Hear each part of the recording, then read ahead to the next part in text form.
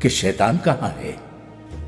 شیطان یہاں بھی ہے، وہاں بھی، کوئی ایک جگہ تھوڑی ہے، وہ ادھر بھی ہے اور ادھر بھی۔ اس سے بڑا نادان کون ہوگا جو یہ یقین کر بیٹھے کہ درگاہ کی چہار دیواری میں یا کعبے میں ہم سے دور رہے گا شیطان۔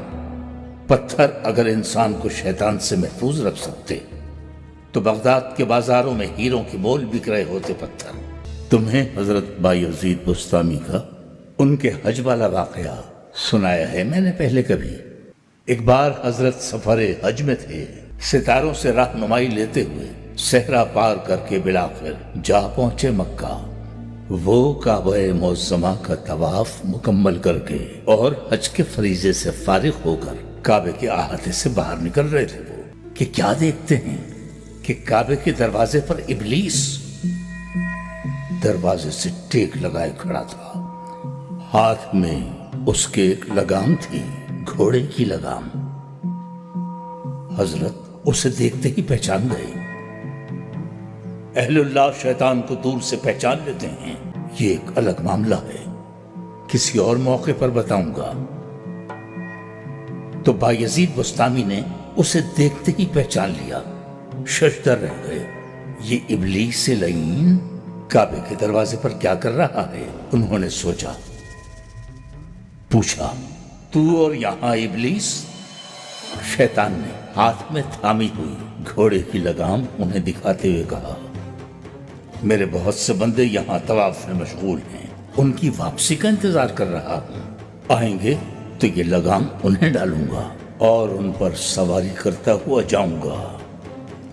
یہ سنا تو حضرت بایزید بستامی نے پریشان ہو کر ابلیس سے پوچھا، کیا میں بھی ان میں سے ہوں جنہیں تو لگام ڈالے گا؟ ابلیس نے ان پر ایک نظر ڈالی، پھر مسکرایا اور طنزیہ انداز سے ایک زوردار خیخا لگایا اور پھر آہستگی سے ان کے کان میں بولا، تم پر تو میں بغیر لگام کے سواری کر سکتا ہوں، ہاں یہی ایک تلخ حقیقت ہے۔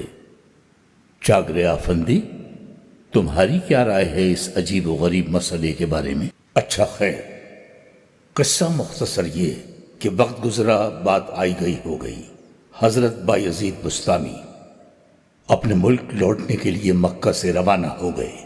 ایک بار پھر وہی دشوار گزار سفر، دریا، صحرا، وادیاں عبور کرتے، سفر کی مشکلیں جھیلتے، ایک تیز رو ندی کے کنارے پہنچے۔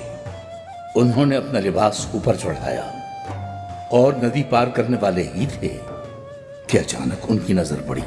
ندی کے کنارے ایک درخت کے نیچے ایک بہت ہی بوڑھے اور نابینا، گز بھر لمبی داڑھی والے بزرگ بیٹھے ہیں۔ وہ بزرگ کے پاس گئے، حال احوال دریافت کیا۔ بزرگ بولے، بینائی سے محروم ہوں فرزند، حج کر کے لوٹا ہوں اور پریشان بیٹھا ہوا ہوں، میں بوڑھا نابینا اس حالت میں ندی کیسے پار کروں؟ حضرت بایزید بستامی کا دل بھر آیا۔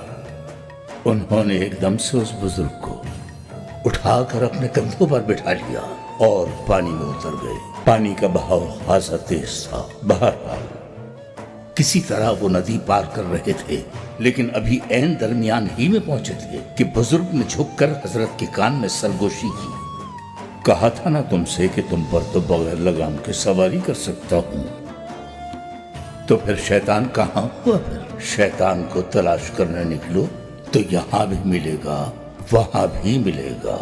اس زوم میں مت رہنا کہ بچ جاؤ گے اس سے، بغیر لگام کے سواری کر سکتا ہے، ہم جیسوں کی کیا اوقات ہے۔ جب حضرت بایزید بستامی نہ محفوظ رہ سکے اس سے، بات صرف اتنی سی ہے کہ یہ یہاں اور وہاں انسان کے اندر ہی ہیں۔